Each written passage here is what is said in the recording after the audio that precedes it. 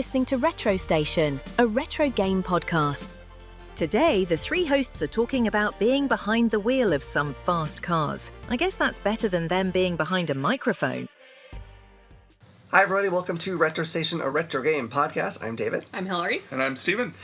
And for this episode, we had to find a game that was a Dreamcast sports game, and we ended up getting Sega Rally 2, which was one of my picks. I've been accused of somehow doctoring the randomizer.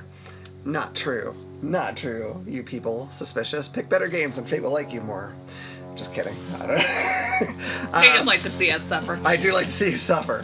Okay, but before we get into that, let's talk about the games we played this last week, other than Sega Rally, which I assume we all played. Hilary, did you play anything? I didn't play much. I played my phone games, and that was about it. I was sick this week, so I mostly rested, so. What about you, Steve? You play anything? Yeah. So, after last episode, where we played Dragon Force, I thought it really reminded me of a game that I used to play a long time ago that's more turn-based than real-time strategy. So, I went and I downloaded Heroes of Might and Magic 3 for my Steam, and I played the first level in the campaign for that. Nice. That was pretty fun. Good games. Yeah. It seemed a little easy, but, I mean, it was the first level of the campaign, so not too bad. It took me, I want to say, about an hour. And I played this week's game, of course. And other than that, I played the upcoming game a little bit. Right on. Cool. Yeah, we actually know it this time. Ooh. Those are the only games I played. All right, so I didn't get, well, I guess I'll continue talking. I didn't get much time to play other games than what I had just mentioned. Of course, work, kids in school, jiu-jitsu. I had to run down to the Department of Licensing. And apparently I could have done a walk-in, but I looked for a appointment. So I had to go about an hour away south of where we are to get an appointment. And then even when I showed up on time, it still took 45 minutes waiting. And I luckily had my paperwork correct.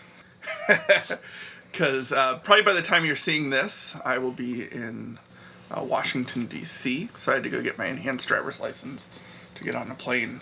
right on. Speaking of planes. I know. Yeah. You're probably going to fly right over our house when we're trying to record something. Yeah. Most likely. So it's been a little stressful figuring that out. So it doesn't take long to actually get it? When you said that you hadn't had it, I was like, oh God, I hope we can get it in time. I didn't know how that... Well, it takes 2 weeks, so it's going to be... Close. Which it might not make it, but I think now you can get away with, just your identification, because as long as you can be identified by TSA, then you should be fine. Gotcha. But honestly, to make matters worse, I have a piece of paper that says I have a temporary enhanced driver's license, and then they punched a hole in my current driver's license. So, because that's no longer useful anymore. So, obviously, that's going to bring up even worse if I can't get my enhanced driver's license in time for the TSA. But I don't think it should be that big of a problem. And, of course, on the temporary one, it says you can't cross borders. Not that I'm crossing borders, but I'll have to bring it along if I don't get it in time. But, Jesus. But I had to bring down my birth certificate, my car title, and my old ID, because I needed 2 proofs of address, as well as a proof of citizenship. And then I brought my expired passport, just in case that would help anything, but it didn't. But we were going, and we were getting through the process, and they're like, just make sure everything's there is correct. And I'm like, yes, that's correct. And they said, oh, wait a second, I have to change your name, because that's not your name on your birth certificate. And I said, well, I have legally changed my name because I'm a pro gamer and I had to go undercover. But no, I just dropped my hyphenated last name from when I was born. And so I have documents, but I couldn't find them. But luckily they were able to find them on their computer, so... I hate all this paperwork kind of stuff. Yeah. I mean, honestly, it was one of the better DOL experiences that I've had. The front person was nice. The person that I talked to was very nice. It looks exactly like, if you've never been into a Department of Licensing for whatever reason, it looks exactly like it's portrayed. Yeah. Just tons of people standing and sitting around watching like what looks like a bingo monitor with numbers and how long your wait time possibly will be. And I mean, I showed up at 2:15, so 15 minutes before my appointment, and I didn't get up to the counter until about 3:10, and you don't even see your number on the board until... Dang. Yeah, it was wild. Oh, it's not a fun place. Not a fun place. We need to get you a little handheld. Yeah, I should have brought some, but honestly, I had to duck out of work early to make it there by my appointment time, and then when I came back, I had to finish work, so there was no time to grab anything. Yeah. I was hoping, because I was going to be right on time or earlier to my appointment, that there wouldn't have been that long of a wait. Yeah. So, but, What's the deal? Yeah, what are you going to do? What about you? What have you been playing?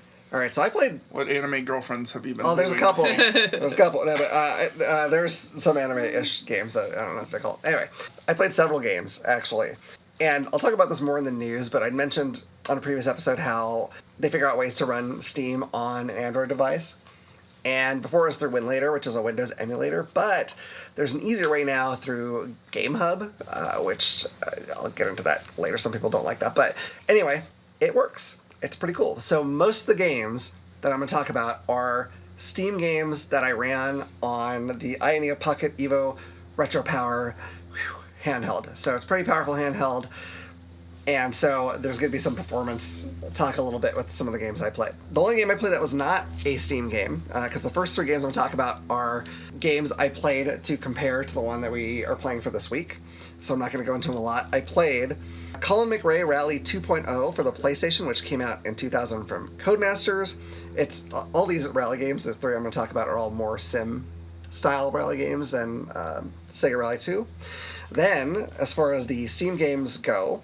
Nope, I lied. There's actually one more that wasn't a Steam game. I played Test Drive V Rally on the Dreamcast, but it came out for PlayStation, Game Boy, and N64 as well, and that came out in 2000 from Infogrames.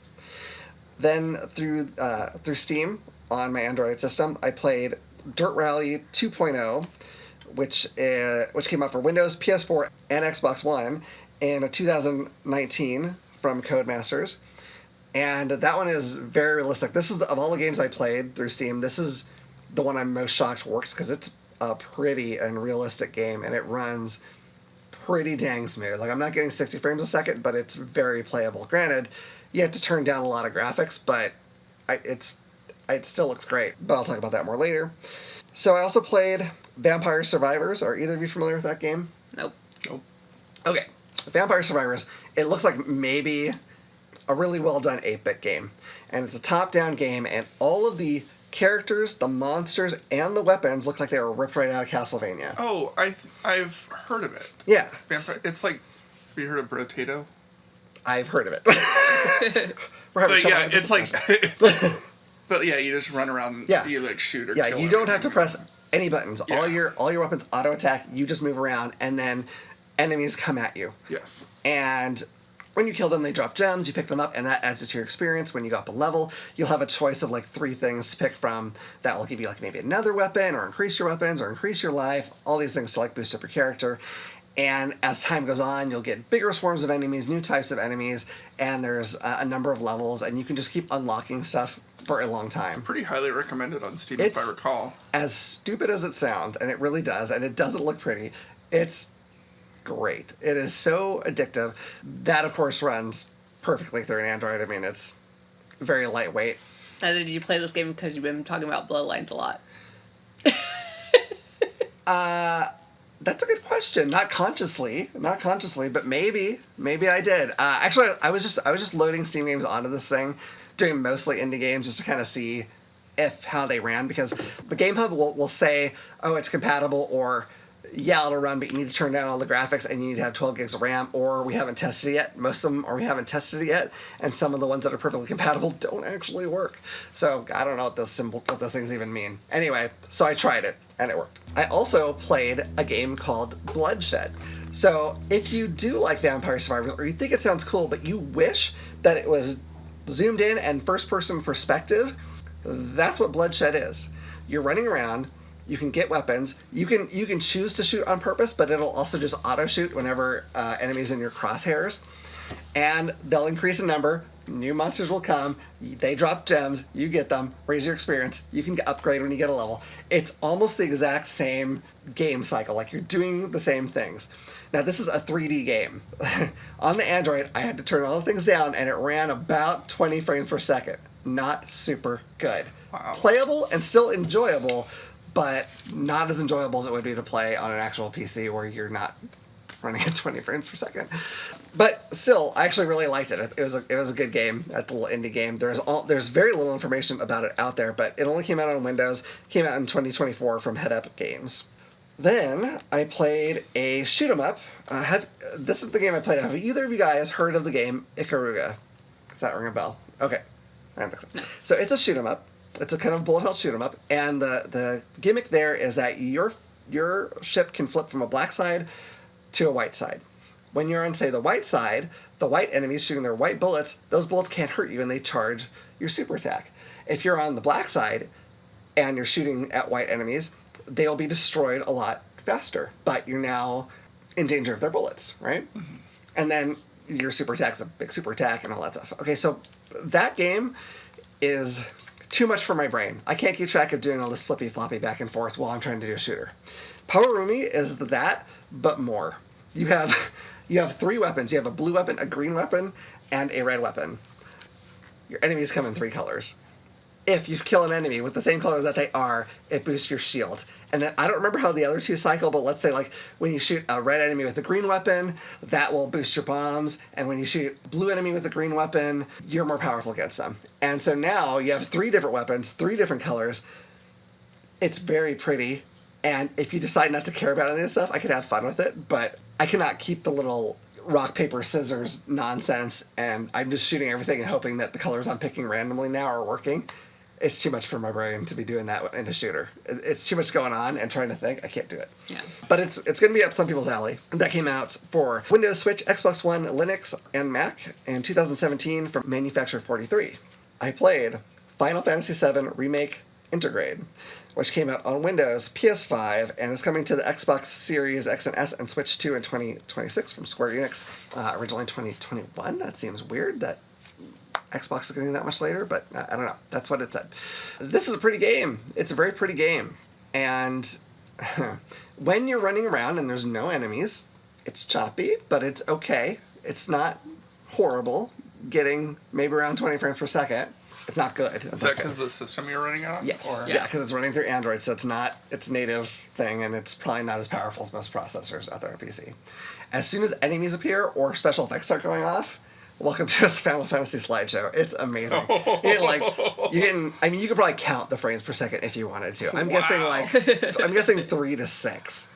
So could you play it when things are really simple? Yeah, I wouldn't want to try to play like a remotely complicated or tough fight because you can't react because your screen isn't doing anything. But what it did convince me is that this game does look really cool and it seems pretty fun. So I want to actually get in and play it on a not Android device. Now, we have one of the Final Fantasy VII remakes. We do. We don't remember which one we got. I think we have the PS4 one. That's not Integrate because Integrate has the Yuffie content. Okay. I guess. But mostly the same game. That's not turn-based, right? No, I think there's 2 ways you can choose to do the battles. Because they made it so that there's an option to have it be turn-based. But like if you don't go into the settings and change it, then it becomes real time. Yeah, and it's not like turn-based like old Final Fantasy. I think, like you pause it and you say, you want to do this, you want to do that, want to do that. No, you don't? Really? Yeah, there's an option where you can tell it, like, it's turn-based, but it's not real time, but it's still not quite the same as the classic turn-based. So, like, some things will still kind of be working, but it's a little bit slower. So that might be why some people are pausing it. Yeah, okay, gotcha. All right, well. Yeah, I kind of stayed away from that game for a few reasons. One, they chose to multi-disc it. And then, I don't want to pay full price game for part of the game. I mean, I've heard it's really good. And then the other reason is I'm not too big into action RPGs and those type of things. Yeah, I really wish they'd kept the graphics, or did these graphics, but kept it the same gameplay.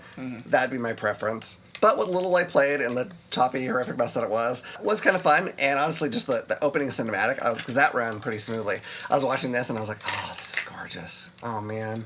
Oh, God. I gotta play this. And so it just made me fall in love with it. But anyway, we'll see if I pick that up anytime soon. Wanting to play it and actually playing it, very different things. And then the final game I played that is from Steam, that is my favorite so far and runs perfectly because it's not graphically impressive, is called Metal Unit. And it is like a 2D, side-scrolling, kind of pixelated looking, it's an action game. You play an anime girl and a mech who's going around, and you have, you can get melee weapons and guns, and then you can collect items. You can take your items and fuse them together to create new items, all sorts of stuff. I'm kind of just barely scratching the surface. Like, there's a thing where you can, it's like, well, if you take 2 items and fuse them together, you will get 1 level higher on the rarity scale. And I'm like, oh, okay, cool. So I fused a gun that was rare and an axe that was common, thinking, well, I'll probably at least get a rare weapon out of this. And it turned into a potion. I'm like, that's not, I can't hurt the enemies with a potion, so that's not helpful. I'm surprised Nintendo hasn't patented fusing weapons together. Or graphics. Anything's possible. But there's a lot to it, and there's actually a pretty cool story. Like, whatever group she's with, this military group, like, her sister supposedly betrayed them, and so no one likes your character very much because they think you're going to do the same thing, and you're a rookie, so, like, the people on your team are even like, yeah, you're not going to accomplish anything, and it's just fun. There's like a hub area where you run around, you can talk to people, and there's various kinds of shops. I don't know. It's got a really fun gameplay loop, and when you get to a new area, all you have to do pretty much so far that I've seen is just kill everything that's there and move on. The bosses that I've seen look awesome. It's a blast. I kept wanting to go back to that as I was like trying out all these other games. I was like, I just kind of want to play Metal Unit, even though like I barely even heard of this game, and it's fantastic. I don't think I said, but it is on Windows and the Switch, and came out 2022 from Jelly Snow Studio. So good. It is very anime, a teeny tiny bit fan servicey, but not much. It's like she's a little boobier than she has to be. That's it. They're covered fully, but a little more she has to be. But it's anime, so what are you gonna do? Oh, I did forget to mention that I painted a lot this week as well. Oh, cool. Yeah. So my daughter's got these toys from McDonald's, the Tiny Tan, I think is what it's called. I have no clue. They said they've seen a show about it. Oh, but I'm not familiar. They've been really big into K-pop Demon Hunters. Them and everyone. Yes. And so I was like, well, I could probably just paint them to look like the K-pop Demon Hunters. And of course that was like, to them. So so far I painted, because they kind of look like the Saja Boys. Yeah. But just their outfits are not really, and their hair colors and stuff. So I painted 3.5 out of 5 of them so far. Nice. And they've been excited every time that I finish one. So yeah, those pictures look really cool that you posted. I Yeah. think they're really neat looking. That's awesome. I'm sure I keep being tempted to mention that to the girls, but then they're going to want to do that, and I'm going to have to paint things. I don't know how I'm going to squeeze that into my life right now, so Yeah. I'm keeping it real hush-hush. But they do look awesome. They're fantastic. I think it's really cool that you're doing that. Any other news, guys, that I'm... News. Or games, rather, excuse me? No. What is wrong with me? I don't know. I don't know. Your just game picks, for one. Let's just end the episode. Listen, my game picks are games that you can play, so don't listen. Are you sure about that? No, Do you want to start off on news, or I can I can if you want. jump You had into nothing, right? a little? You had I can jump into a little touch of what we touched on last episode. a lot of touching. Touching me, touching you. And when I think about you, I touch myself. There you go. So... Yeah, so we had mentioned a lot of games that were coming out based on the Nintendo Direct. And since we had talked about those, there have been prices. Now, this is Nintendo, so whatever you're thinking of, add about $5 to $10, and that you're probably correct. Yeah, I don't know if it's copyrighted, probably so, but if we can get the Imperial March music from Star Wars every time we say Nintendo, perfect. Perfect. So, if you want Super Mario Galaxy or Super Mario Galaxy 2 for the Switch, I believe they're $40 each. Or for a bundle deal, $69.99. You know what I For did? games that were not remakes, not remasters, just put on a Switch cartridge. You know what I realized? What? If you have the Super Mario 3D All-Stars, Galaxy 1 is on that. So you may already have... But isn't that one, like, super expensive because it was I like mean, it a was limited, but release? yeah, but if you already have it, like, it's like, okay, well, great. But Then you can pay the $40 that's for the I guess you Galaxy can. Yeah, that's a lot. The Virtual Boys, I think I had guessed this one. I can't remember what my guess was. But But you had guessed. yes, the Virtual I think Boy. you guessed around 60 or so. I remember. Oh, okay, maybe I was. I remember I was saying like 120. Okay. Well, a little less than hers. Yeah. A bit more than mine. It's $99.99, and remember that's just the shell that you put the Switch dock into.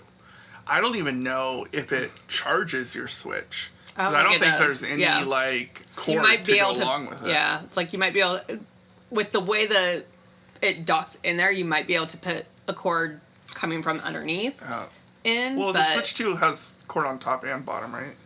So maybe, I don't know. Maybe there is a way to get something in there. But yeah, $99.99.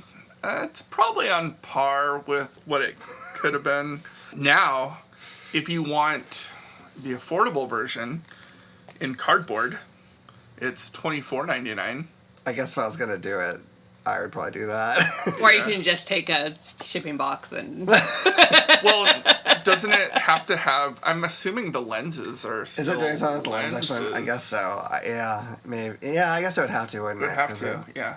So that way you're not getting a weird doubled up into. Yeah. And then the Pokemon Legends ZA, I think, I don't have it on here. I think they mentioned it's going to be like $60, $70. Yeah. Depending, I think, if you get it for the Switch or the Switch 2. Probably, yeah.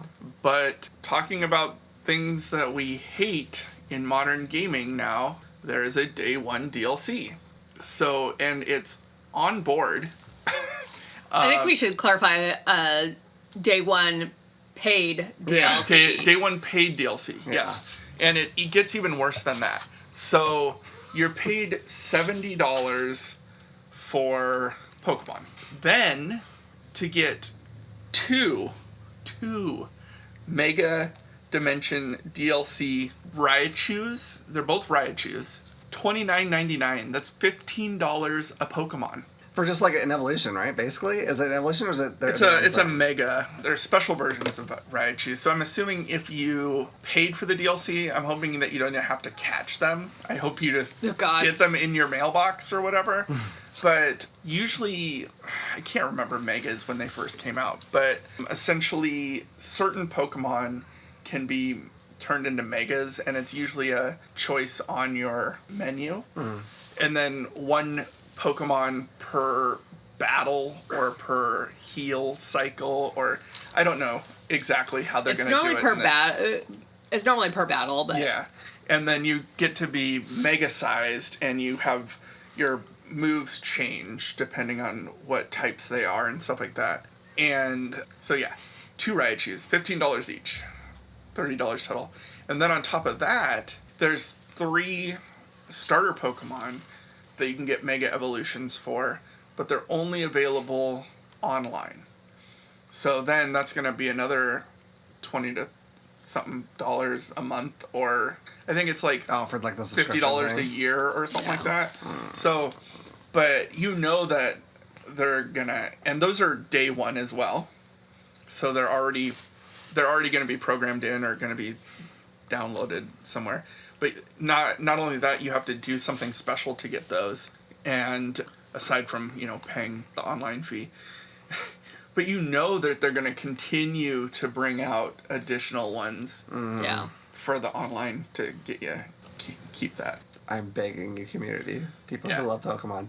So essentially, you're like, if you bought the Switch 2 and you wanted for this game, the new Pokemon game, you're now paying another $120, $130 to get Pokemon. Wow. And Pokemon graphics. Oh, Nintendo. Oh, Nintendo. But that's the prices that I have for like the main stuff that's coming out. Oh, the Kirby Dream Ride amiibos. $50 each, right? $50 each. Insane. And you don't need either of them. Amiibos, essentially, if you're not familiar, they're like little toys, but you can scan them onto your Switch 2, and they usually give you like an item, a costume. They're essentially paid DLC, but you get a little item. And of course, these are special because you can take it off and switch it so they can be on each other's hover star board thing. Mm-hmm. Yeah. But then, to make use of that, you have to buy both. $100. If you play Mario Kart 8 on the original Switch, you could take any character and put it in any card, and it'll not cost you extra. I'm just saying, they could do this without costing $50 each. So $100 if you want to get that advantage. Yeah. Oh, Nintendo, good stuff. Not consumer friendly anymore, if they ever were. That's iffy.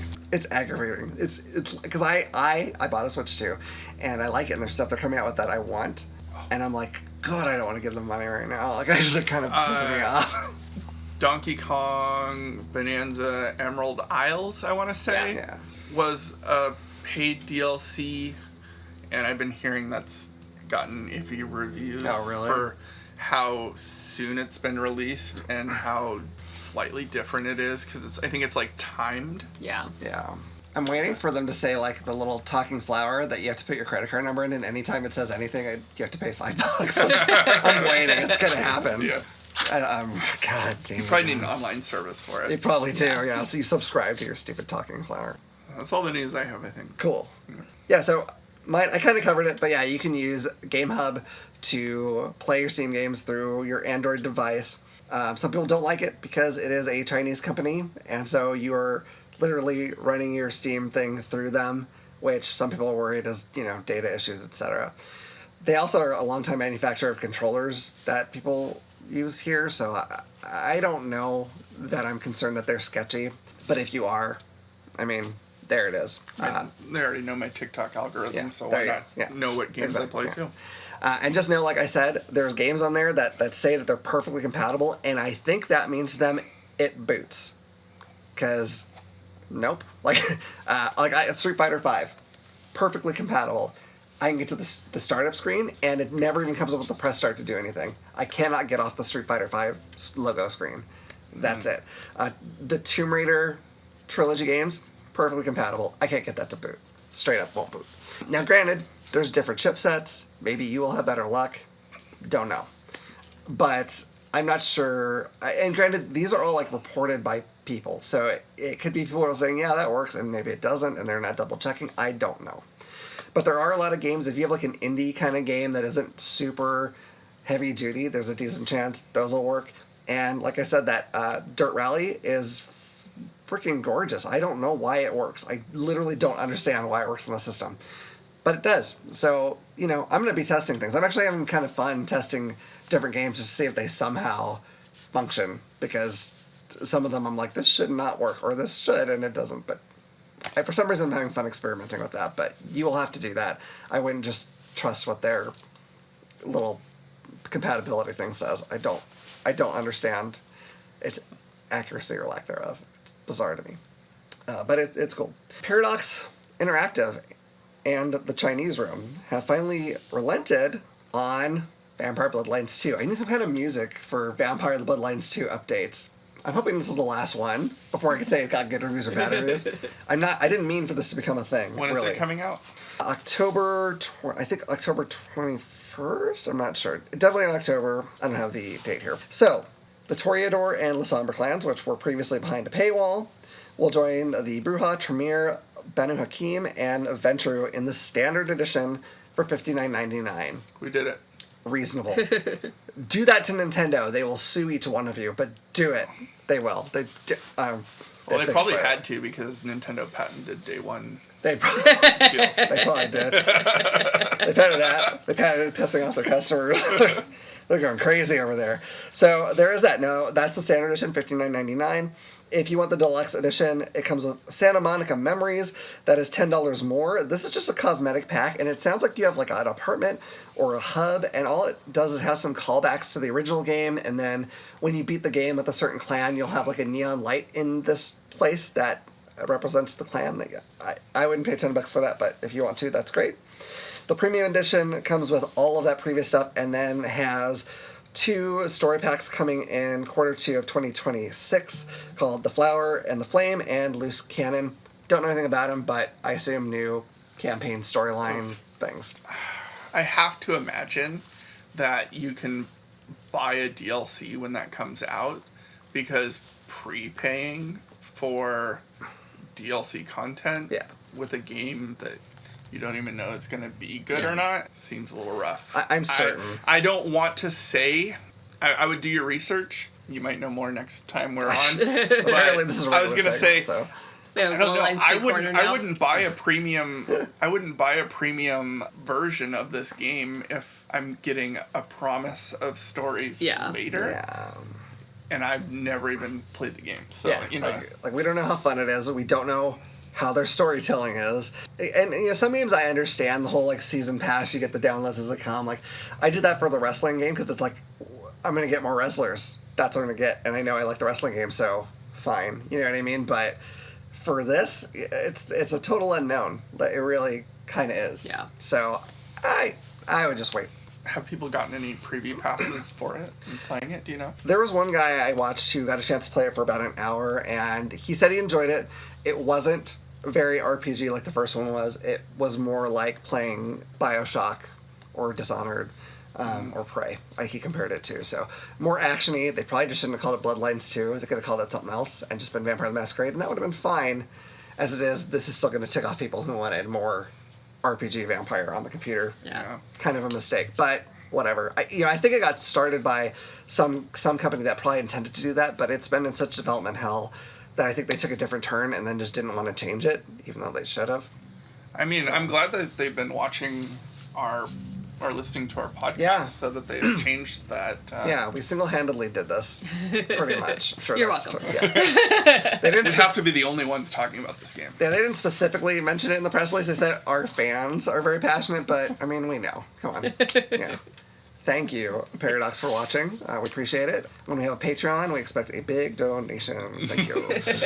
Other than that, real quick, some people have gotten to play Silent Hill F that is coming out. Great reviews. I think Kotaku, who's very strict on their reviews, gave it the highest score they've ever given a Silent Hill. So, I'm really happy about that because I think it looks amazing. I can't wait for a year and a half from now when it's on sale for $10 or $20 and I can buy it. It's going to be great. Looking forward to that. Yeah, people have been playing the Final Fantasy Tactics. Have they they? got some previews of that, and they've been saying that's amazing as well. That's fantastic. That's good. Yeah. So they felt it. I don't know if they got too in depth, but they thought it was worth the upgrade. They were only allowed to play like the tutorial, like one of the first fights, and then a slightly later fight. Okay. But yeah, they said all the improvements have been really good. Good. That's really good here. Yeah. That's cool. I think it looks amazing. And they apparently restructured some of the actual jobs because the archers, their charge attacks were pretty much worthless in the first games. And they said that they made them better. And then they made, probably sad for some people, but I think in the normal and easy mode, the mathematician, I think they changed the name a couple of times of this, but the mathematician runs roughly the same, but in the harder mode, he doesn't. Okay. Because that used to be like some super powerful thing where you'd hit everybody on the board. Oh, interesting. Wow. Based on math. Isn't that one kind of like a hard one to get a handle on the mathematician class. I feel like I heard that, but Yeah, you have to be really know. pretty smart. I never figured it out. Oh god, I'm but- screwed. I'm not going to try it. Yeah. That's good though. While we're talking about ratings and recent games, Trails in the Sky first chapter, which is a remake of the original Trails in the Sky, getting great reviews across the board. And now it's like, do I save up and buy that, or do I do what my original plan was and wait until we get PSP RPGs and have the original as one of my picks? I don't know, but either way, there's too many amazing looking games right now, and it drives me nuts because I can afford absolutely zero of them. But there they are, looking awesome. All right, so let's get to the game of the week here. We played Sega Rally 2 on the Dreamcast. Before we get into that, I'm going to talk a little bit about the Dreamcast itself because we haven't really done that. So that was released in the US on 9/9/99, very memorable date. There's a lot of build-up for that, a lot of hype. Weirdly, at that point, it had the most successful console launch of all time, beating out everything that came before it, which is shocking given how long it lasted. Its memory cards were called VMUs. They plugged into the controller. They had a little screen and even like a couple buttons and like a control pad on there.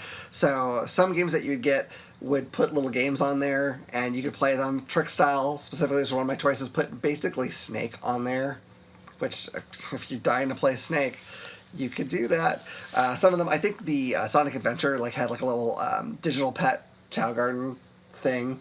So you could put your chows from the game into your VMU and then I don't remember watching poop or something. It's been a while. But a neat idea, but they ran out of batteries super fast, which sucked. The Dreamcast didn't last super long. In terms of power, it was kind of between the 32-bit era with the Saturn and the PlayStation, and then the next one up, which was your PS2 and Xbox. And so it was kind of middle range in terms of power, but once the PS2 came out, it had a built-in DVD player. At first, the graphics difference wasn't too big, but especially as PS2 went forward and people learned how to get the most out of its processors and whatnot, Dreamcast couldn't really stand up to it. I think the PS2 put the nail in the coffin for the Dreamcast because, yeah, it started strong, but kind of quickly proved itself to not be a viable competitor. Dreamcast was the last Sega system, yeah. Sega system. I only competed with the PlayStation 2. Yeah. I mean, yeah, it's pretty much... PlayStation Xbox, 2 I guess, was out too, but... That was really my good. first DVD player. Like, I got it, Yeah. and I was like, oh, I can play DVDs. And then, of course, the games, there were some good games right off. I was surprised to hear it had such a successful launch, though, because Saturn, they made a lot of mistakes on the entire way they handled the Saturn and everything leading up to the Saturn. I really thought that people would have lost so much faith in Sega by that point that the Dreamcast would have come out with big, like, wah, but... I mean, they had online capabilities on the did. Dreamcast. It was way ahead of its Phantasy time. Star Online, from what I recall, I never played it, but from my friends who have played it, was pretty big. Yeah, absolutely. I played some Quake 3 and some Unreal Tournament online through it. It was pretty cool. It had a lot of neat stuff going on. They also, another thing that hurt the Dreamcast, I remember because I was working at GameStop at the time. And the big deal you heard about in the magazine is like, well, these discs they're actually a little bigger than regular CDs, so you can't copy them. You can't pirate them. They hold too much data. Oh, bigger data-wise or bigger? I think bigger data. I think it's just bigger data-wise because you can copy them. Because for one thing, not all those games take up the entire amount of space. That's easy. And the ones that did, people quickly figured out that you could compress the audio, and that would give you a lot more room. The sound wouldn't be as good, but you could still play these games for free. So if you were willing to, get it for free instead of spending $50 to have like iffy sound, you could do it. Pirating was apparently rampant on I wasn't even aware when I was there selling them at GameStop that was the case, but apparently that was a huge, huge thing. So a lot of problems, but cool system.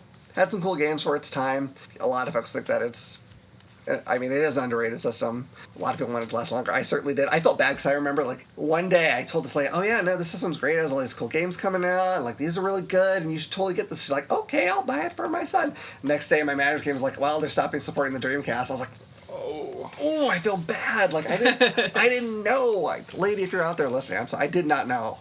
I loved my Dreamcast. Is that one star that we got? I was like, wait a minute, I remember that guy in Flagstaff, Arizona.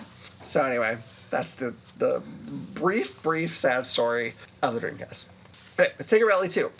was released by WoW Entertainment and Sega for the Dreamcast in 1999. The arcade version came out in 1998. Now, this is an arcade-style racing game, so it's a little different from real-life rally racing. In real-life rally racing... Which we've all done. We've all done.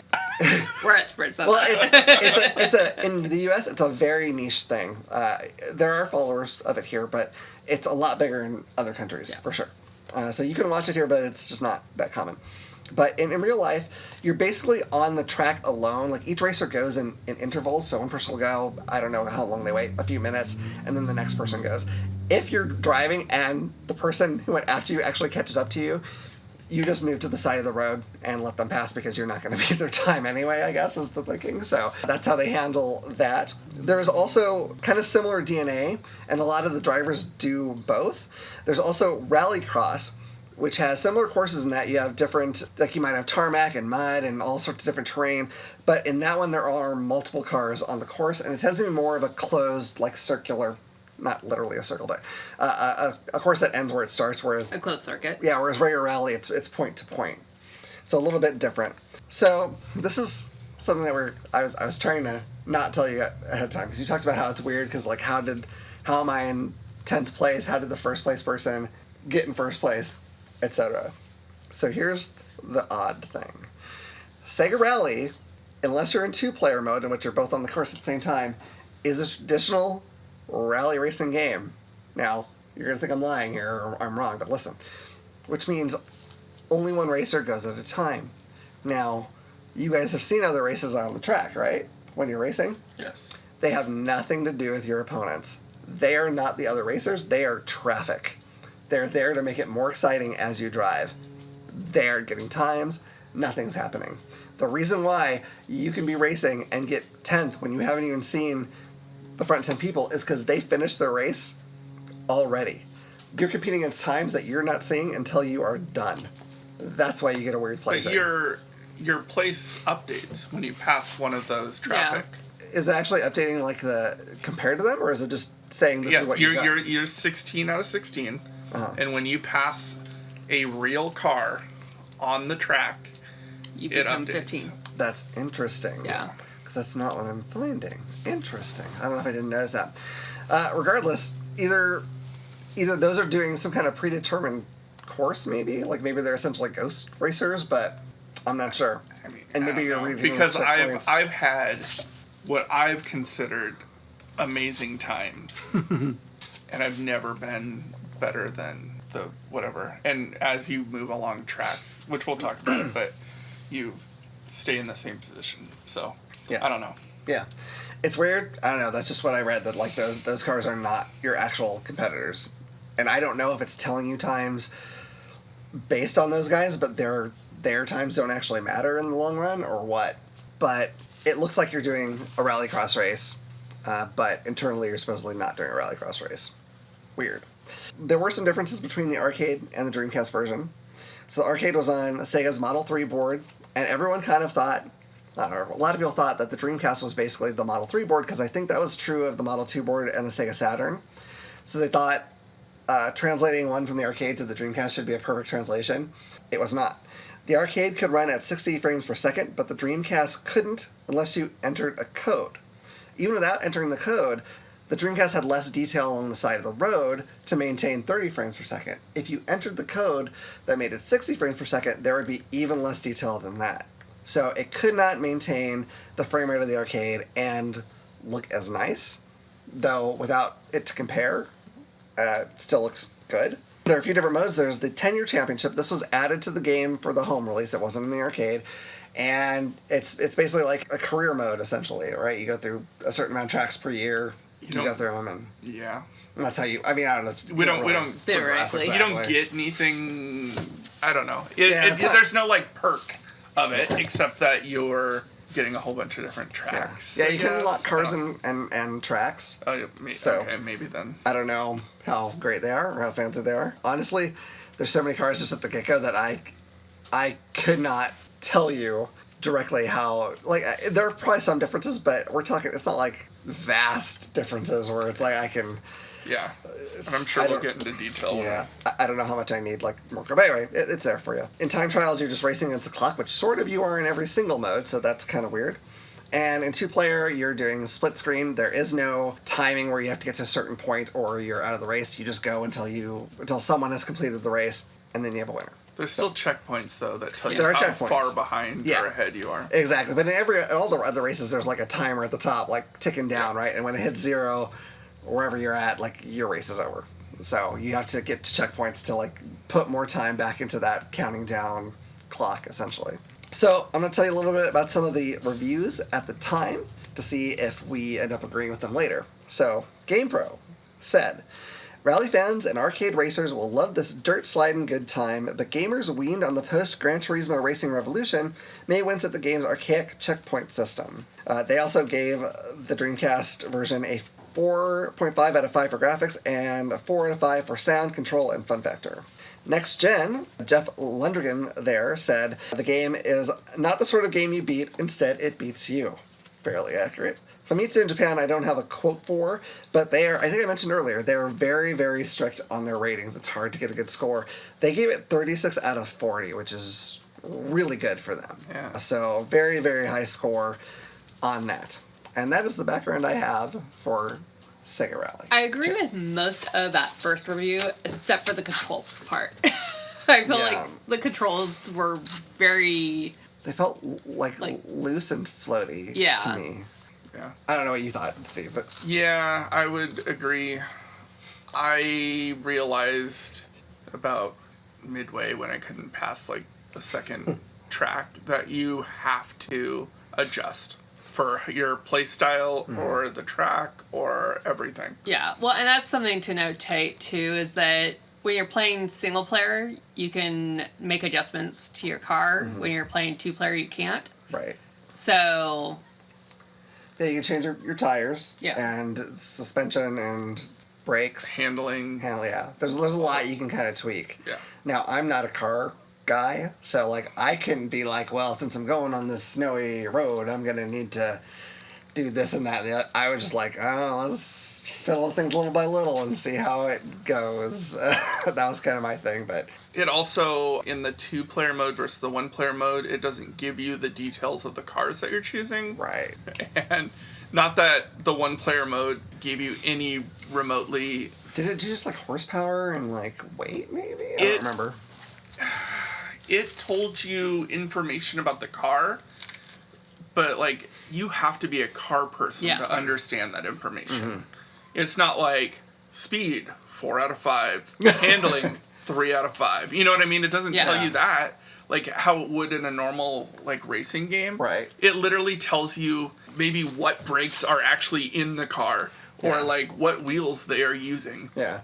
And that's surprising to me, just because it came from an arcade game. It's an arcade racer, like, where anyone's going to just go and plug quarters in. Like, this is not... It didn't start as, like, the car enthusiast game. It's just a fun, crazy arcade racing game. So it's odd that they didn't go more the route you're taking, or it's just, like, a ranking, maybe, for each thing, so you have an idea. Well, a little odd. And I feel like this game, coming from an arcade mode, great for taking quarters from children. It did not need that in the normal gameplay.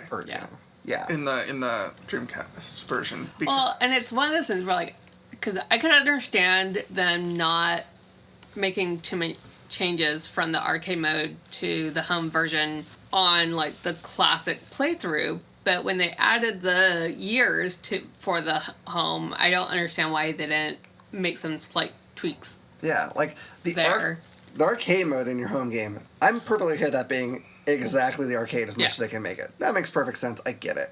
But yeah, the championship mode, like, why are we doing this timer? Like, that's not even how rally races... It's not like if you were to be a rally racer, they're not going to be like, well, unfortunately it took you 30 seconds to get here and you didn't get to that flag, so we're just going to stop you. That's not how it goes. You go, you finish the race, and then your total time is compared to everyone else's total time, and they tell you what place you got.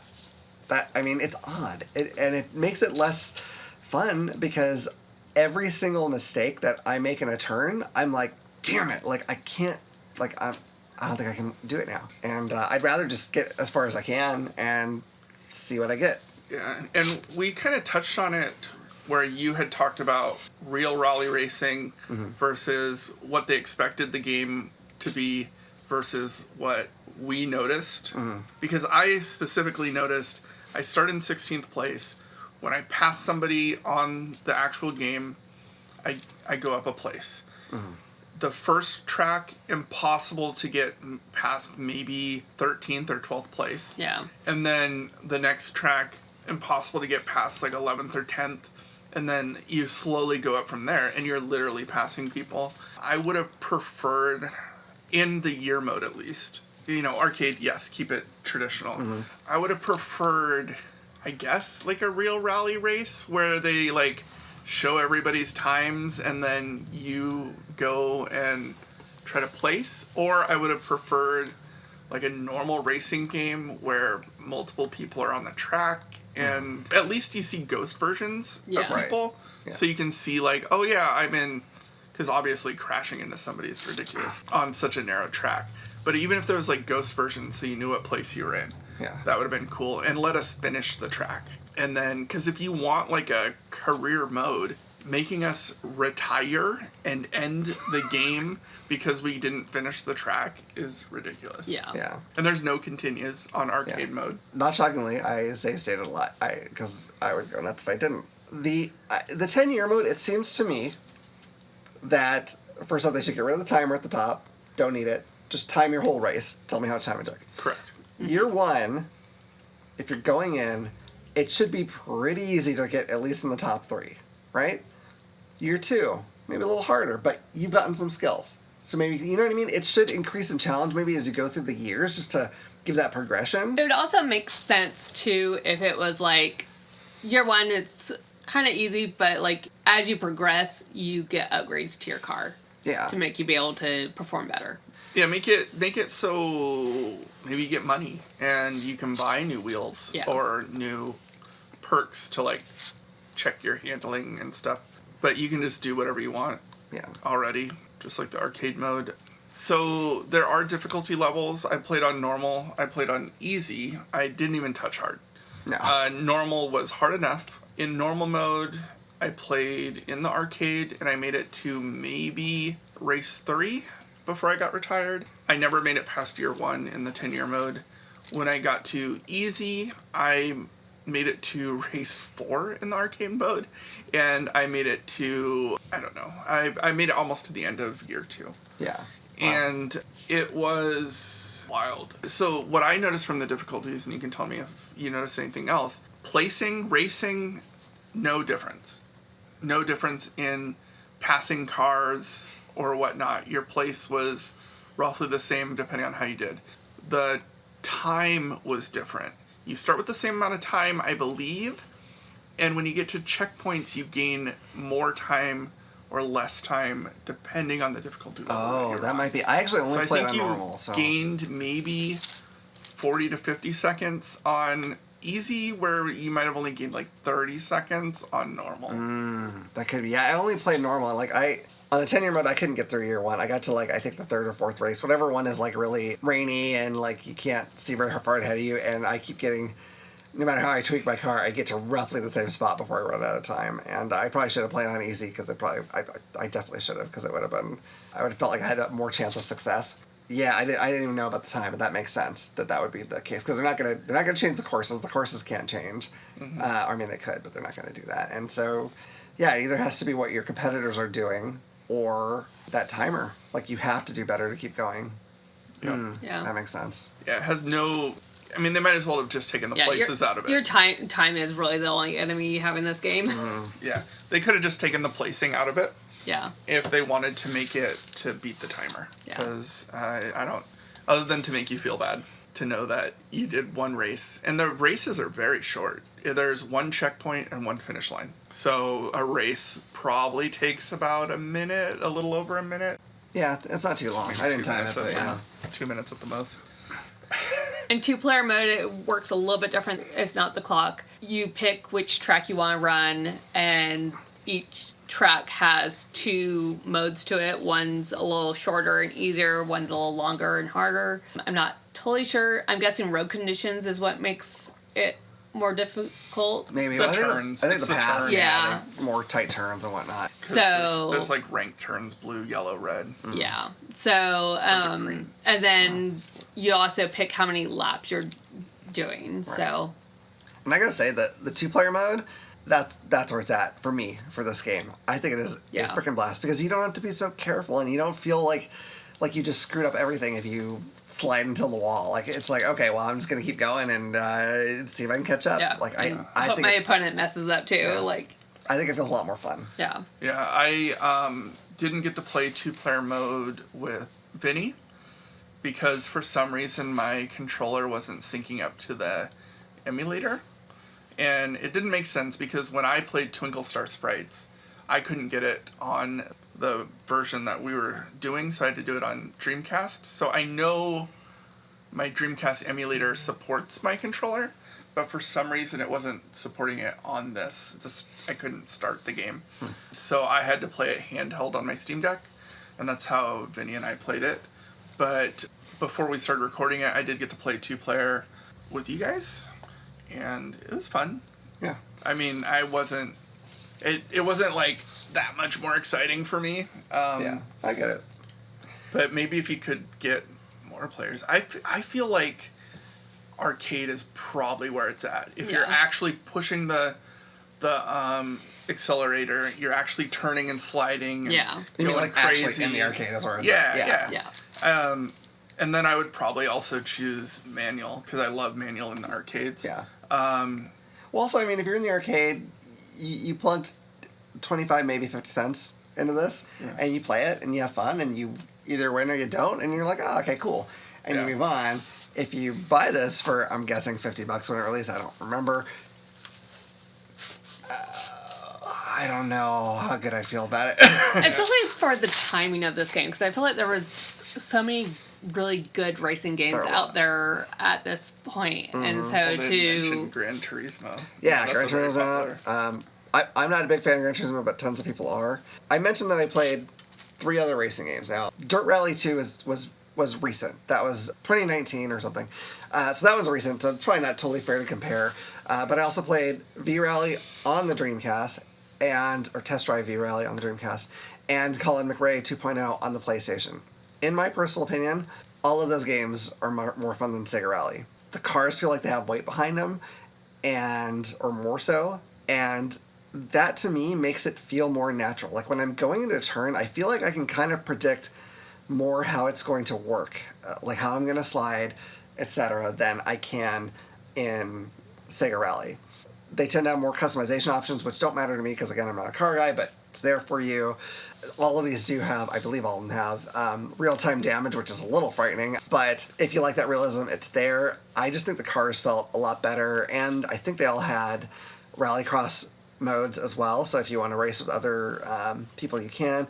The test drive one, I think it looked like it played up to 4 players. I don't know if that's simultaneous or if it's actual rally style, like you go, and then you go. I think it's simultaneous. And the cool thing about that one, again, also on the Dreamcast, it has a track editor. I didn't get a chance to mess with it because it looked fairly robust. You can make your own tracks and race it. That would have been cool if you could take like the desert mode and made it muddier or raining. Yeah. You can just change the conditions of the courses in there. Because you have like 4 tires for each different kind of condition, like asphalt, dirt, snow, and things like that. If you don't change anything between the arcade modes and stuff, it will auto pick one, and I think it picks probably the best one. But if you want to be a little more specific, you can pick a different one. Yeah, it would have been cool to be like, because you had so many options to like make it switch it up a little bit more. Yeah. It lacks customization. Yeah. I don't think, because they always have that timer up there, I feel like the modes don't feel that tremendously different to me other than 2-player. I know that it's arcade, it's not supposed to be a sim. I'm telling you, man, the cars, especially in like, when you get to the recent one I played, that really spans a lot of different kinds of cars. Like, I tried doing the rallycross in that first, and I could not make a goddamn turn, a single one. I ran into so many walls, but when I started trying the other modes, I was like, okay, this is a lot more reasonable. I can do it. But all of them, even the earlier ones that came out at the same time, the Test Drive V-Rally and the Colin McRae, they feel so much better. Like, even though the one-player regular Rallycross, when I was doing the Colin McRae one, when I'm going to those turns, it feels more like when we're playing the two-player Sega Rally, because I felt like, okay, it's not the end of the world if I crash. I can keep going, and I'm going to get to the end of the race. I may or may not place well if I smack into a bunch of things, but it felt cool, and it felt fun. It didn't feel difficult to make the turns, and even when I made the turns well in Sega Rally, it didn't often feel as good as it did in the games where I felt like my car had more actual weight, where it felt probably more like a real car would feel. I'm not a race driver, so, take that with a grain of salt. I've seen some clips and videos of real rally car racing, and I do have to say that the little wooden fences are the strongest, and thank God, because if people, like, in real rally cars, they spectate turns. Yeah. Like, you don't, because it's like through the woods or over the hills to Grandma's house, it's not like where you can see the whole track. Like, yeah. So you have to pick a spot, and that's where you are. But the amount of people I would have killed in this game, if those little teeny tiny wooden fences would have been realistic. I actually looked up a comparison on danger, and between this regular rally racing, Rallycross, and NASCAR, regular rally racing is by far the most deadly. Between spectators being right on the goddamn side of the road, I swear some of them in the game, and I think in real life too, they'll like run out on the track and like take a picture of you flying across, and then they'll run off. Oh God, yeah. But that happens in real racing where they get smacked into. Or if you get in a wreck out there, you're on potentially a narrow road through rough terrain, so getting help to you before you die is a lot harder than it is on NASCAR or Rallycross, because it's a closed circuit and it's open and everyone can see everything. So, when I think about, like you're saying, the amount of carnage that would have been caused by me trying to do these races is intense. Like, it would have been the end of everything. Yeah. So to go over the controls, and I know that you, Hilary, had to change them. But well, and that's one of the things I did appreciate about this game is that, like, you could go into the options and they had like 3 or 4 different configurations that you could pick from. Yeah, I'm gonna talk about the default one because that's what I played. And so you could either use the D-pad or, because what is this, an Xbox controller? It kind of is like one. Yeah, mine at home, and the Steam Deck is very much like a Xbox controller. So you could use the joystick or the D-pad in that regards to turning. The top button was to change between 2 different views. I always chose third-person view based on when we played 2-player. You guys always chose 2-player. I cannot steer that thing. I would get motion sickness if I was in first-player view. I need to be able to see what the body of my car is doing, because otherwise I don't know if I'm like about to smack into it. I don't know what's happening around me. I swear I can drive a car in real life. But I hope so. You're real loud. I know. The R trigger was gas. The left trigger was brake. The right side button is a side brake, so it's probably like the e-brake. Yeah, so it helps you skid, turn faster. I don't remember the other 2 buttons. I never used them. Yeah, the configuration I used, A was your acceleration, B was your brake, and then the right and left triggers were for shifting if you were doing a That's right. They were shift buttons. Yeah. I did not try manual at all. Did either of you guys even try it? No. Like I said, I would play it if there was an actual shifter. Right. Yeah. Like the arcades normally have, because I have a lot of fun playing those, and they usually tend to be faster than the automatics. But that being said, I also didn't notice any different in choice of car, except I just eventually started picking the cars based on looks. And then, because I would normally tweak mine to have like some of the tightest handling and brakes, that way I could actually make those turns. Right. Did you try the manual transitional? I didn't, because I'm still having some issues with my finger, so I don't want to have to worry about that. So yeah, makes sense. Did you? No. That was like I'm like, if I was having a really easy time with the game, maybe I would have. But as it is, I'm like, I have enough to try to keep track of. Just trying to keep my damn vehicle into the turn, so I didn't want to bother with it. Maybe I would have done better that way. I'm not sure, but no, I didn't go that route. So I think we all tried all the modes. How far did you make it in arcade?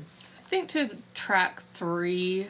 Yeah, they did the same. Not the And same. but I didn't even realize that there was difficulty modes in the game, so I just did the default normal. So Yeah. So I think on normal I also made it to about track 3 before I got retired, and then in easy mode track 4. And then did you guys do the 10-year mode? yeah, that I got to track.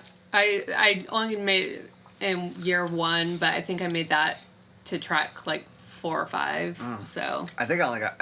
I think it was either 3 or 4. It's whichever one is the rainy one because I just cannot pass it, and the visibility is so bad too. And I was like, I'm sucking at this. I cannot. I tried so many times adjusting things, and I'm like, yeah, I didn't even try adjusting.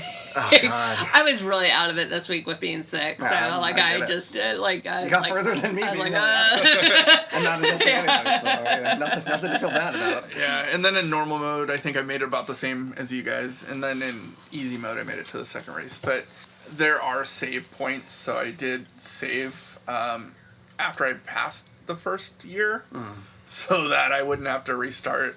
But yeah, without tweaking, if you were, and I don't know how normal arcade mode, if you could even tweak, or if they just gave you like adjusted settings.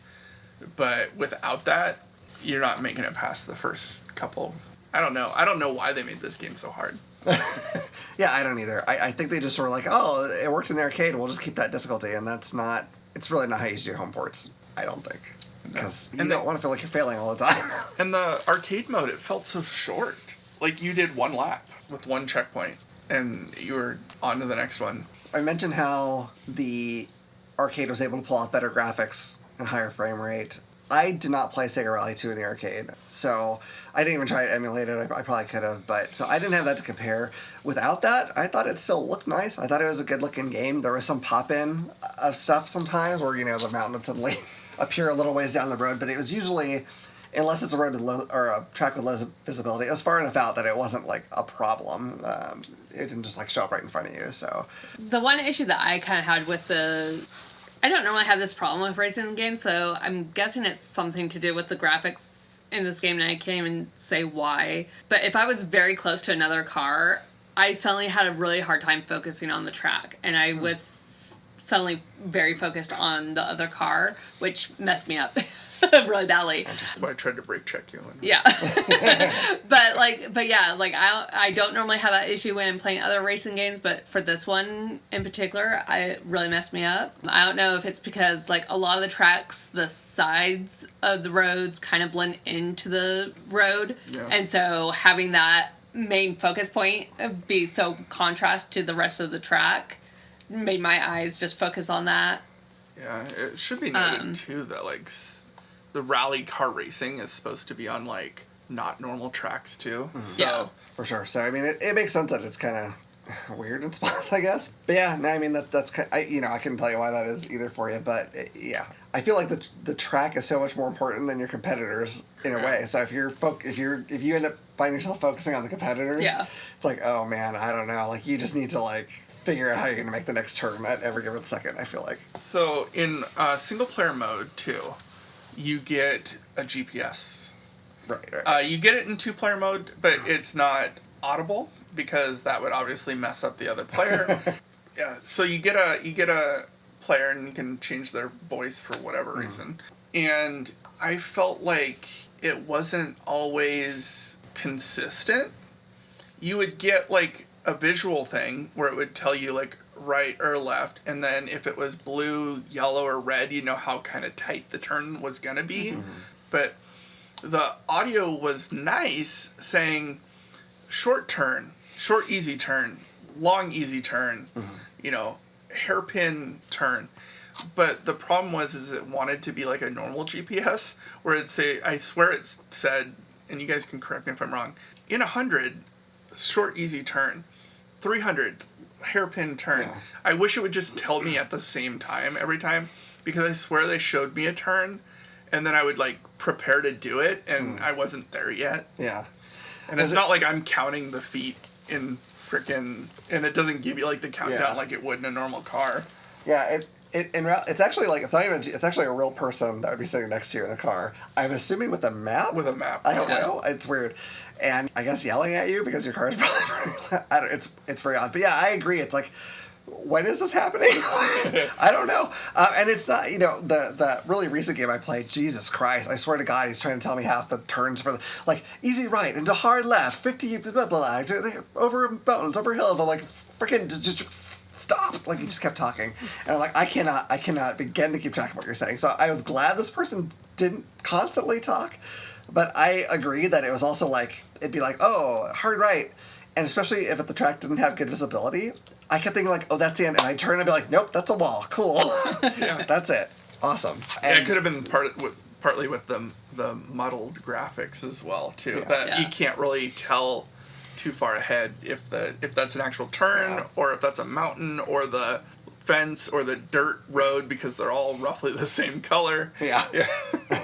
I just wish, they need to have like a download pack of different voices. It wouldn't be great to have like Gilbert Gottfried being like, now you turn left, it's going to be a hard right. Oh my God, I can't get money for that. Oh God, I'd be so annoyed very quickly. Could have been a same day DLC. Yeah, that costs $50 or whatever. It's a Sega game, not Nintendo. Calm down, okay? Chill out. There's music in the game, and it's hard to hear over the sound of your cars.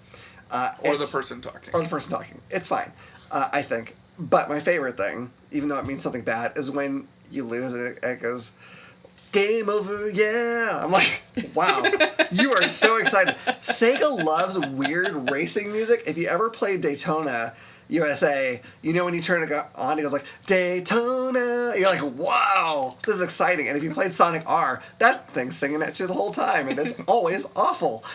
I love Sega's choice in music because it is so not good. It's well done, I guess, but why? Game over, yeah. Is that your opponent? That's it. What? Well, they want you to not feel depressed because you're going to get so many game overs in this game. That's true. I think we're also learning what me and Steve already kind of guessed is that you just like awful things. Yes. I Vinny's learning that too. I like to point out, I married you, honey. I'm kidding. But, no, I did actually marry you, though. No, it's not good. I just think it's funny. It's just funny. So there, I don't know. Take it for what you want. Don't buy the game because of Game Over, yeah. But if you get it, listen to it. It's funny. I don't know. I guess that's a good transition on, replayability.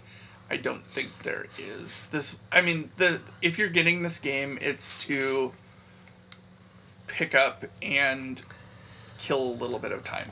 Yeah. There's, if the campaign, if you can call it a campaign, if the campaign mode had a little more upgradability or anything to do with the reasons that you're going through different years, then I could foresee, there being replayability, but it's just like the arcade mode. And that's it. But it counts years. Yeah. And you can save between them. Yeah. Recommendation, there's probably better games out there. Yeah. There are definitely better games. I was going to say, if you find yourself in 1999 and you bought a copy, let's play it. It's got some amount of fun, but when you are aggravated with it, which probably won't take that long, take it to your local electronics boutique, if that was still around then, I don't remember. Trade it in. Get yourself Test Drive V-Rally for the Dreamcast, or if you have a PlayStation, get Colin McRae, or save that credit for a while, because if you're in today times, there's dozens and dozens, if not hundreds, of games that are either rally games or have rally elements that I think will be more enjoyable. I know this game got good reviews back in the day. It's fine. You know what I would recommend, actually? Find your nearest mom and pop arcade, because they're still around. I know that there are a couple near us. Go buy a time pass where you can play for the day for $20. Mm-hmm. Find one that has this game, grab some beers, and have fun there. Yeah. I bet it has to be better than probably buying this game on Dreamcast. Yeah. That's what I would recommend. What do you think, Hilary? Yeah, I agree. There's so many other... if this was a very niche field where there wasn't that many games out there, then, okay. This would be a game in back of the day where, like, I'd be like, oh, like, rent it from your video game store. Mm-hmm. But it's definitely not a game I would recommend people going out and buying. Yeah. So are we all kind of in agreement this does not stand up to the test of time? Yeah. Okay. Yeah. Do you have a time to beat? Does this have a time to beat? I didn't even look. A lifetime. I will look it up really quick. Yeah. How about you talk about the price? Okay. And while I'm looking this up. All right.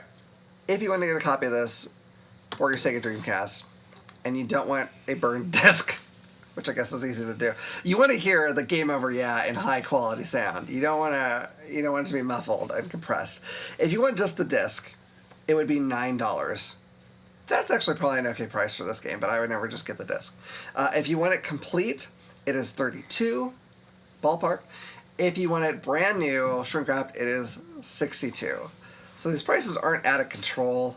I just think you could find some better stuff for at least the $32. I mean, $9, if you're okay with just the disc, all right, yeah, why What's not? the completionist? Complete is $32, like shrink wrapped, brand new is $62. Oh, okay.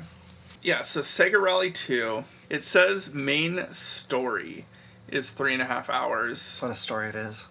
Which is a lot since each race is only like a minute and a This half. must have been the year mode, the 10-year It's mode. Yeah. gotta be. Main plus sides, I don't know what that means, is 7 hours.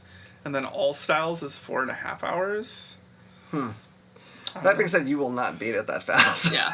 It's going to take you a long time to get used to That's the if you handling of were. this thing. That's if you were, I guess, just to put all 2-minute races back to back. Yeah. Yeah. That's got it. I can't imagine there's even that much gameplay in there. No. Yeah. I mean, there's people who are probably very good at this and they're used to handling and they know how to take every turn. I'm certain those people are out there. I'm never going to be that person. I'm just not. I don't want to put that much time into this. I'll play one of the many other rally racing games if I want to play a rally racing. Yeah. I've never been really a racing on console person. I love racing in arcades, but Yeah, so that's fair. That's all well and good, but let's race over to the kids' corner and see what Vinny thought. welcome back to Kids Corner. We are talking about Sega Rally 2 with Vinny. But before we get into the game, what have you been playing this week? Superstar Sprite. Twinkle Star Sprites. Oh yeah, Twinkle Star Sprites. And Luigi's Mansion 3. Okay. And Roblox, of course. Yes. And What's Minecraft. Minecraft. Cool. And in Twinkle Star Sprites, I found out how to get one of the bosses. And how do you do that? You go to Griffin, and then you do up on the D-pad 4 times, and then you push A. Yeah. And then you found out how to get a few other bosses too, right? Or special characters.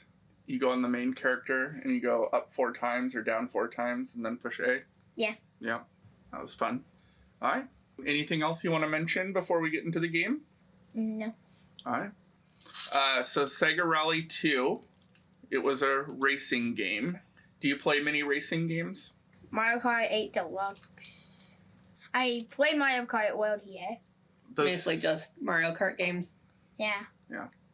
What did you think of Sega Rally 2? Hard. Yeah. Like, there's like, the lowest place that you can get is 16, and I can only make it to at least 14. Yeah, I also didn't really understand how everyone got so far ahead, correct? Yeah, like, you made it in 10th, and I don't know how. Well, that took me a few races. But because you start the next race in the place that you left the last one. So Now, did you guys try the 2-player version, or did you just do this, like, 1 player. the story? Or I didn't do 2 player. Here. yeah, like we talked about, I couldn't get the 2-player working. So what did you think of the graphics? Good, I seen those graphics before. You've seen those graphics before? Yeah. What did you think of... obviously, it was very different from Mario Kart. What were the differences that you liked, and what were the differences that you didn't like? I liked how that you can go into first person, but I didn't like that it's too hard. Yeah. Like, I don't think that's a difficulty. Yeah, there's not difficulty settings. Something that... And I put it on easy. Something that would make the difficult part of this game is that there's a timer. Yeah. So, but we discussed, because me and Dave were able to play it as 2-player, and when you play as 2-player, there's not. So that made the game a lot more enjoyable. And then you're just racing against each other instead of the whole 16 cars. And you can select how many laps you're doing. Gotcha. So Interesting. might enjoy it more if you guys can figure out a way to do it 2-player. Yeah. What do you think of the replayability? I would not replay that. Yeah. Would you recommend it to anybody? No. What did you say to me when you first played it? Do you remember? About David's picks? Oh, yeah. I was asking if that was his bad pick. And it wasn't. Are you surprised to know that it wasn't? Are you surprised to know that David had a pick that was potentially worse than this one? Which one? What was it? Trick style? I don't even know what that one's about. Yeah, trick style. It's like a hoverboard racing. Hoverboard racing. It's cool, but it's... Man, if you think this game's hard, let me tell you. All right. Well, thank you for coming on Kids Corner.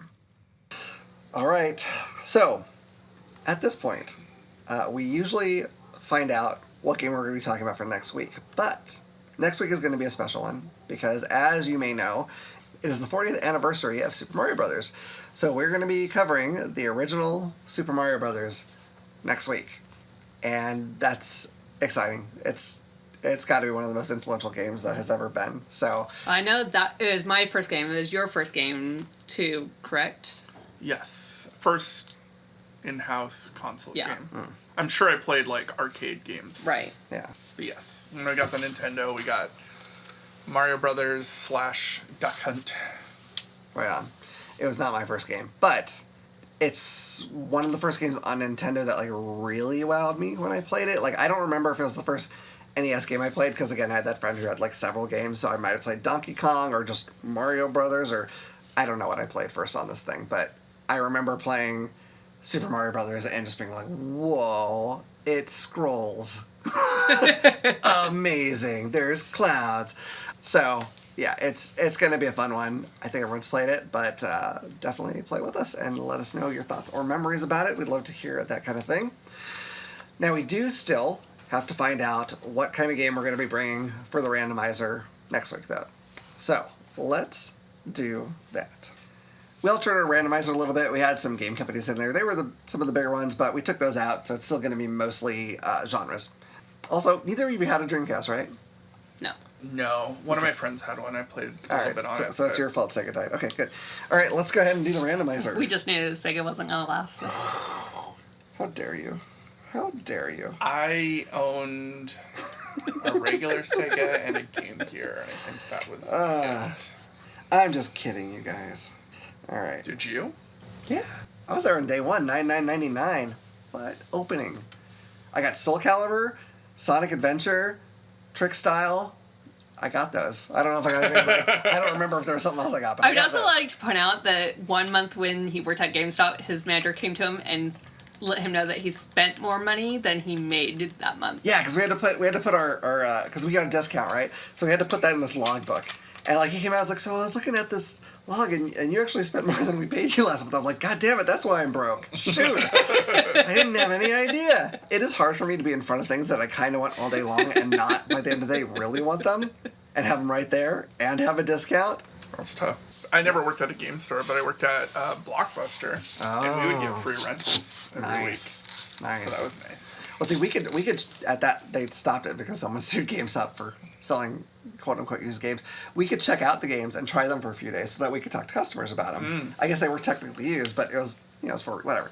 Anyway, but that's another thing. I could try a game that I might not have even considered before, take it home and be like, this is great, and then I have a discount. So there you go. That's how that works. Anyway, onwards towards the randomization. I won't have to pay for whatever this is. I hope. N64? N64. The first N64. I'm surprised it took us this long. And we've had some in our, when we had to really open, things, but that's about it. Okay. Sequels. Sequels. Oh, okay. I think there are some on there. Okay. Mario Party 3. There's that. Okay, so when we bring games next time, they have to be N64 games, and they have to be sequels. It doesn't have to be a sequel to an N64 game, but just a sequel. So there's a lot of possibilities on that system for that, especially because Question. yes, I will try. Mainline Mario games, do those count as sequels? Yes. Like I think so. Mario 64, that's not a sequel, right? Or is that a sequel because there were other mainline Mario Okay, this is just me, and I don't think there is a right answer, so you can kind of go whatever you want. I think Mario 64 is a sequel to Super Mario World and the others. I don't think Mario Tennis is a sequel to Super Mario World. You know what I mean? Does that make sense? Okay. So if it's a mainline Mario game, it's a sequel. If Yeah. it's a niche Mario game, Yeah. there has to be a previous. But, you know, niche. you use your own standards for this. We are, as I may have mentioned before, we're pretty open as long as you can justify what you're saying.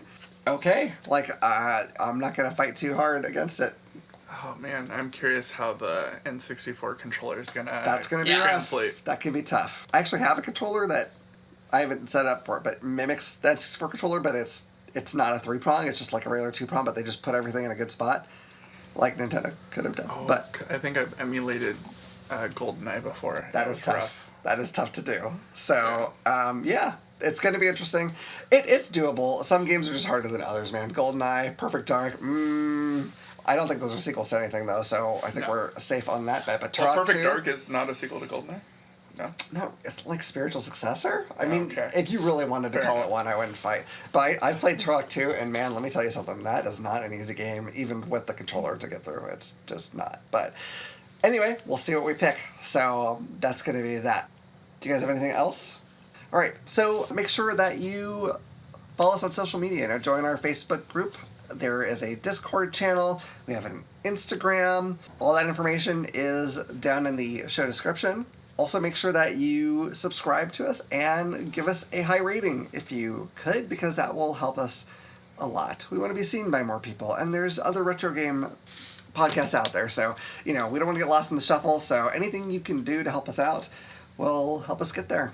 Also, make sure that if you join our Facebook or Discord group, you tell us games that you would like us to cover that fit within our range, because one of our randomizations is fan picks.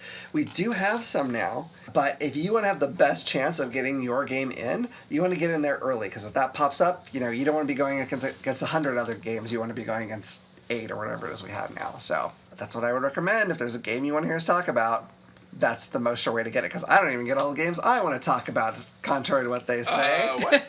I don't know. Listen, I can't help it. It's not my fault. I've had one. You've had one. I've had 2. I've had like 5. Whatever. Or more than that. I don't count that high. It doesn't count after 5. I don't know. It's random, folks. That's what happens. So,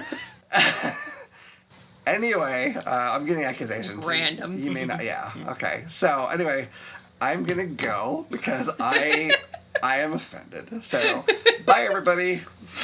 Bye. Right.